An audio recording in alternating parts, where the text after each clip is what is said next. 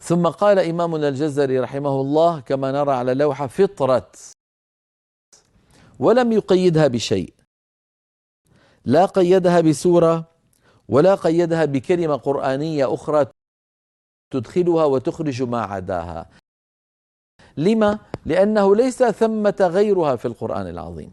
فطرة جاءت مرة واحدة في القرآن العظيم، وهي في سورة الروم الآية 30، قوله تعالى فطرة الله، فطرة الله. فلو وقفنا عليها اضطرارا أو اختبارا نقول فطرة، فطرة، هكذا بتاء مبسوطة. ثم قال إمامنا الجزري بقية، هذه بقية انتبهوا لها على اللوحة، المقصود بها قوله تعالى في سورة هود الآية 86، بقية الله خير لكم. بقية الله، هل لاحظتم كيف أنها مضافة ومضاف إليه؟ بقية لو وقفنا عليها اضطرارا أو اختبارا بقية، بخلاف وبقية مما ترك آل موسى في سورة البقرة، وبخلاف فلولا كان من القرون من قبلكم أولو بقية في هود الآية 116.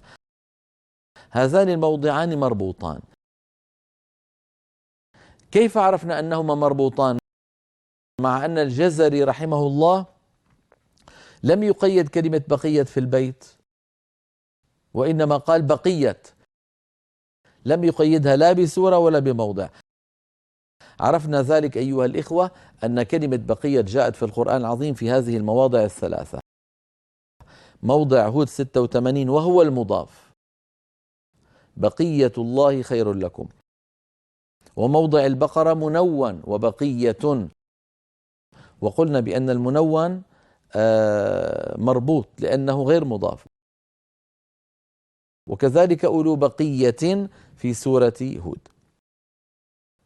إذن هكذا عرفنا أن المقصود بقية الله في سورة هود، وخرج الموضعان الآخران. لما؟ لأنهما ليسا مضافين.